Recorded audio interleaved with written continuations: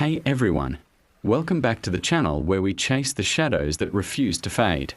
Today we are diving even deeper into one of the most chilling, most debated cold cases ever, the Tamam Shud mystery, forever known as the Somerton Man. Picture this: a perfectly dressed stranger found dead on an Australian beach in 1948. No name, no wallet, every single label meticulously cut from his clothes like someone was determined to erase him from existence forever. A tiny rolled-up scrap hidden in a secret pocket reading Tamam Shud, Persian for "it is finished" or "the end." A rare edition of the Rubaiyat of Omar Khayyam with an unbreakable sequence of letters scribbled on the back cover. A beautiful young nurse who nearly collapsed when shown his eerily preserved death mask. For more than 7 decades, this screamed espionage thriller, Cold War spies, hidden poisons, international intrigue. Then came the 2022 DNA earthquake. His name is Carl Webb. But even right now, in March 2026, the official file remains open, or no stamp of case closed. Naming him after 74 years of total anonymity only pulls us deeper into the darkness, because the why, the real why, still hangs in the air like smoke. If you're ready for a story that mixes chills with genuine goosebumps, one that keeps you glued till the very last word, stay with me. This one's layered in ways that still keep me up at night. Let's drop right back to the morning of December 1st, 1948. Somerton Beach, Adelaide, South Australia. Early walkers spot a man propped against the seawall, legs casually crossed, looking for all the world like he's just resting after a night out. Brown suit, knitted pullover, white shirt, red and blue tie, dressed sharp, almost too polished for a random beach sleeper.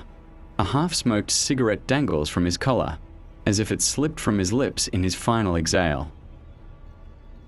Witnesses from the evening before remember seeing him. Around 7 p.m. he lifted an arm weakly, then let it drop limp. By 8 p.m. he was completely still, mosquitoes swarming his face, biting hard, but no one bothered him. They figured he was passed out drunk or sleeping it off under the stars. Come morning, he's gone. Dead.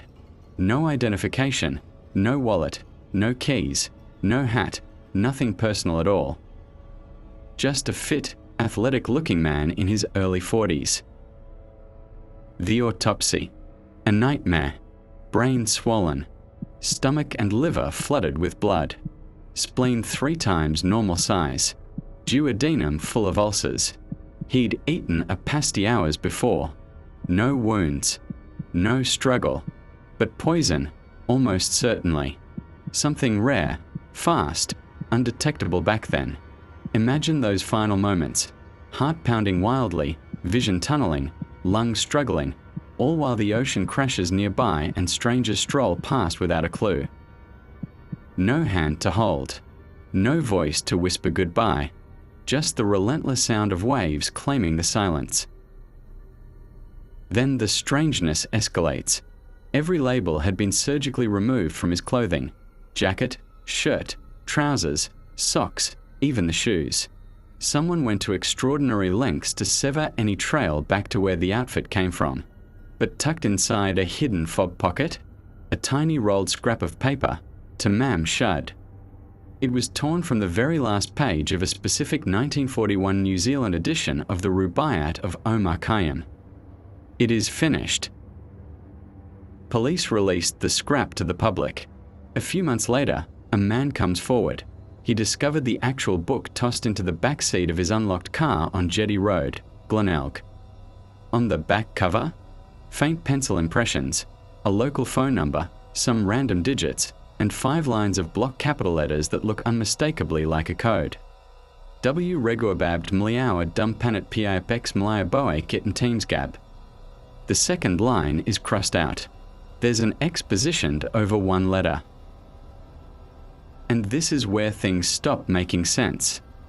Military cryptographers, amateur sleuths, linguists, they've all hammered at it for decades. In 1978, Australian defence experts declared there weren't enough characters to break it reliably.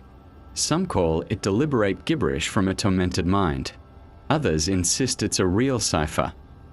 And no one, in 70+ years, has ever cracked it.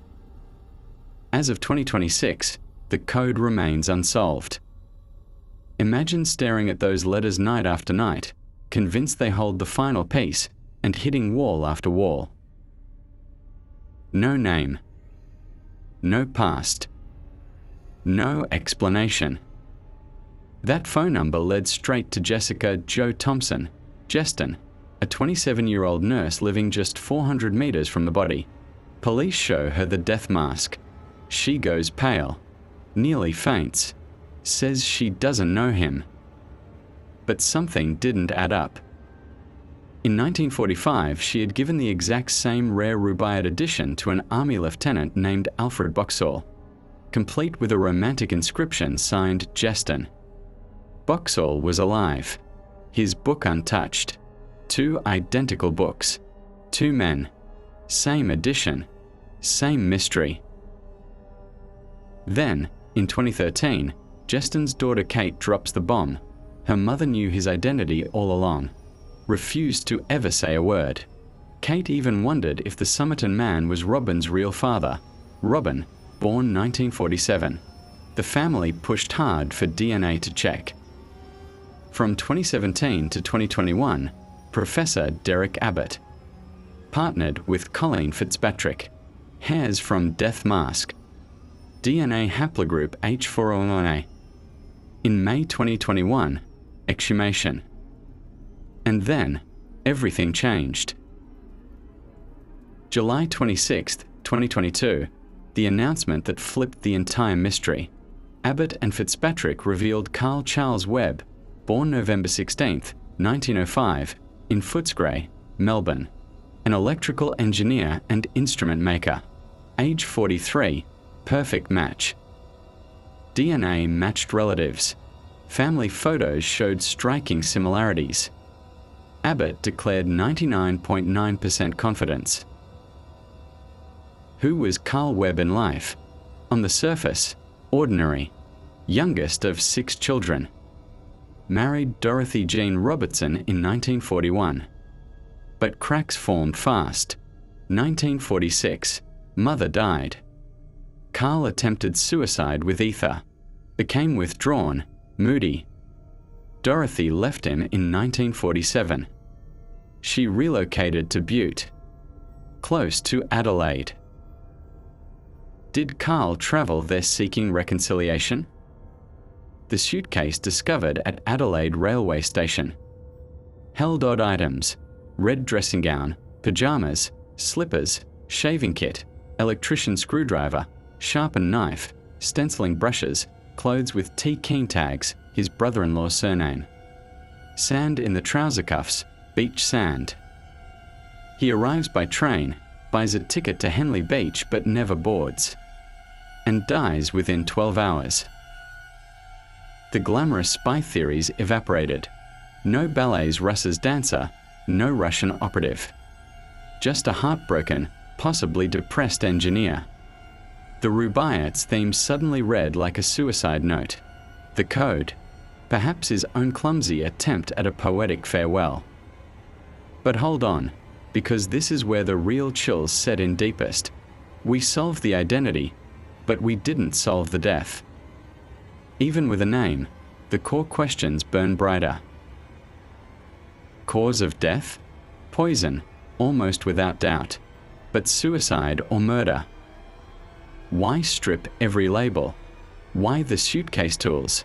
Why Jestyn's reaction? DNA excluded link to her son. So what triggered the near collapse? And the heaviest blow of all, in March 2026, the case is still not officially closed. We finally gave a name to the ghost, but we may never fully uncover the truth. For 74 years, he had no name. Now he has one. And somehow, that only made the mystery darker. Imagine it fully, dying alone on that cold sand, body shutting down under the night sky, while life continues oblivious around you. No one claims you for decades. Even with Charles Webb now attached, the poison's shadow lingers unexplained. The code refuses to speak. Jestyn's secret went to her grave. and the ocean keeps rolling, washing away whatever fragments of truth remain buried in those waves. So tell me, Enigma family, what do you feel in your gut? Is this ultimately the heartbreaking end of a lonely engineer who couldn't bear another sunrise? Or does one last hidden layer exist, something the 2022 DNA couldn't reach, something darker still waiting to surface? Drop your theories in the comments right now. Suicide? Murder? A quiet cover-up? If the code cracks tomorrow, would it rewrite everything? Share this video with friends who love unsolved cases. The more eyes on it, the closer we might get to the truth. Thanks for sticking with me all the way through. This is Rulik Enigmas signing off. Catch you in the next mystery.